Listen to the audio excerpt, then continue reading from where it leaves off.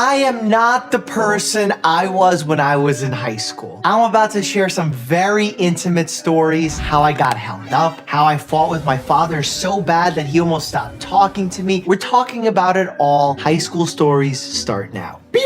To say that I wasn't very popular grades 1st through 8 is an understatement. I was kind of the geeky, nerdy, silly guy, and I wanted to change that going into high school. I'm going to be the strong, silent type. I attracted the attention of a few girls. I was like, oh wow, look, girls are interested in me. I would go to see them by either taking the bus or rollerblading to them. I don't know what my obsession with rollerblading was. I would literally go to their homes and like sit out on their stoops while I was showing them my rollerblading tricks. I was a complete loser, even though I was trying to look cool. I got some attention and then it was starting to trail off because I really wasn't the person I was painting myself out to be. Like I remember bringing girls to my house for the first time and showing them my house. It was the first home I ever lived in because before that we had a tiny like welfare-esque apartment that I lived in growing up. And the way that my dad would give the tour, he would highlight all these little details because he was so proud of it. It was his first property in America. I ended up doing the same thing to girls who grew up in Staten Island who always had homes that looked exactly like this. They were like,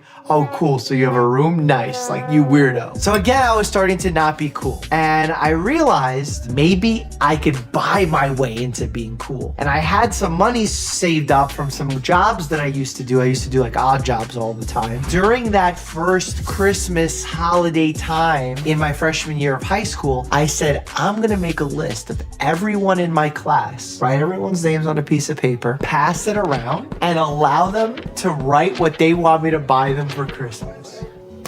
I ended up buying people Jets memorabilia, pencils, school supplies. People were like, you're weird, Mike. Why are you doing this? I'm like, shh, just because I'm so wealthy. Not wealthy at all. Poor. My family barely has any money. We spent all our money on this house and like my dad was telling me how much we have to save. And here I was going to Modell's Sporting Goods and buying people hats and all this stuff. Looking back at it, to think that's the way that I thought you needed to win people over is really weird and depressing. So even though like I wanted to make my reputation better in terms of meeting a potential girlfriend in high school, I was striking out a lot in that department. There were some girls who liked me, but I also had really low self-esteem and confidence, and that wasn't helping anybody. Junior year, I kind of started getting more attention. I was starting to put on a little bit of muscle, working out more, getting a little bit more attention. I think I went on a few dates to movie theaters and like kissed a few girls and then right away got mono. So that was super disappointing. There was like some bad times. I remember in one of the SAT classes, there was a girl, I thought she was really pretty. Her name was Sophie. I would go to SAT class there on Saturdays. I would actually take the train home with her, walk her home. We kissed a few times and like I thought I was dating her. After a few weeks of that going on and telling my best friend slash brother Alex about it, he was in that same SAT class different day of the week and he met someone who went to her high school. He was talking to them and they're like, oh, I know this person from your school in Brooklyn. He's like, oh, I know some people from Toddville. They said, who? He goes, oh, I know Sophie. He goes, oh, you know Sophie? How do you know Sophie? He's like, oh, I'm best friends with her boyfriend. And they're like, Mark? And he's like, Mike. And they're like, Mark? Like, Mike. They're like, maybe different Sophie. And they like agreed to disagree. And right away he called me and told me that that was going on. And what ended up happening was she was dating some guy in her high school and kind of seeing me on the side, which I was like heartbroken over. So that was pretty sad. You gotta tear me apart, Sophie. Because I would always rollerblade everywhere or take the bus everywhere, I couldn't rollerblade to school, so I would take the bus to school or the train to school. And what I quickly realized was kids that caused some trouble sat on the back of the bus, and they would bully the people who sat at the front of the bus. So they would throw papers at them, they would call them names, they would yell at them, whatever it was. I knew that I had to figure out this situation really quickly. So I was like, as a person who is like a chameleon, that's where I prided myself on. I remember I would raise my hand like, I'm a chameleon if that was my spirit animal. I needed to fit in. So I remember like early on recognizing this pattern of who sat where. I put on some really baggy clothes and I was like, this is my new style. And when I went in to sit in the bus, instead of sitting in the front, I kind of sat in the middle towards the back and I would like dap them up. I was like, yo, what up? What up? As if I knew some of them. No one ever bothered me. me. In fact, after sitting there for so long, I started getting street cred from the other kids that sat on the back. So much so that when they would pick on someone in the front and I knew them and they were like in my nerdy class with me, I would say like, oh, don't pick on them because they're so small, like you're gonna beat them up. But I always had to figure out this unique way of dealing with different personalities. A story that I probably only told to my close friends was whenever I was the captain of the soccer team, junior or senior year, I would constantly see the other kids on the team cutting class or being in the hallways. And I knew that if they were to get caught, they would potentially get banned from missing a game or something like that. So if I would see them in the hallway, I'd be like, yo, go to class. What are you doing? Like, you're gonna miss a game. Like, we need you. You're our star player. Get to class. And I remember seeing one of the guys. I came up to him and joking around, like pushing him, you know, like being all macho and being like, yo, get to class. And he's like, yeah, I'm not going to class right now. I'm chilling. And I'm like, come on, go to class. I like jokingly pushed him and then he like grabbed me and put me against the wall. And we would do stuff like this all the time as a joke. And I'm like, no, seriously, go to class. He takes out like one of those little guns. Literally a gun. And is like, you really want to mess around? He wasn't actually threatening me. Like, this was our play. But he's having a gun pointing at me. And the only thing that I could do was, again, Chameleon Mike came out. And I was like, yo, put that away. You're going to get in trouble. Forget about soccer season. You're going to get kicked out of school. Put it away. He's like, word, you're right. And he put it away into his pocket and left and went back to class. Thinking back now as an adult, not a 15-year-old or 16-year-old boy, probably should have reported that to somebody. Then again, there was instances of knives and guns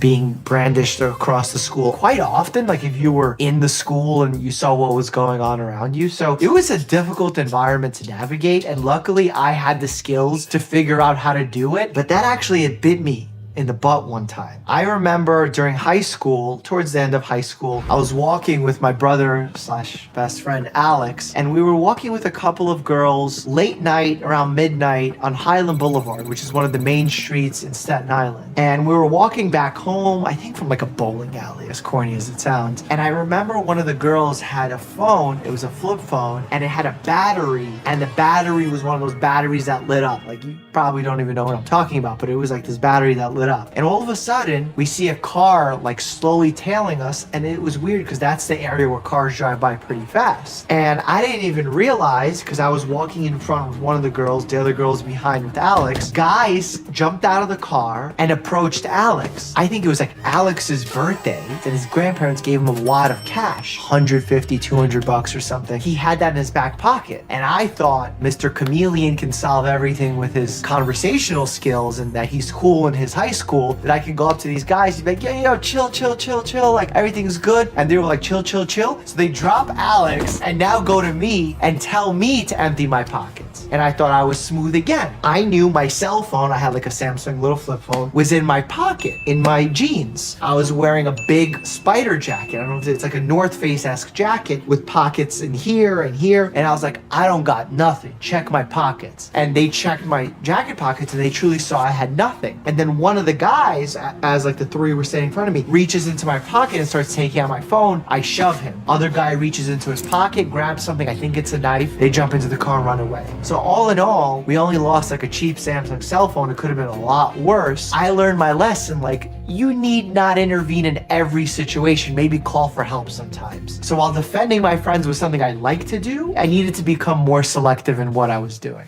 In high school is also where I kind of started becoming a man, quote unquote. My father growing up was very strict with education. Whatever it is you wanted to do, you want to go out with your friends, you want to stay out really late, 2 rules. Do good in school and have your cell phone / beeper.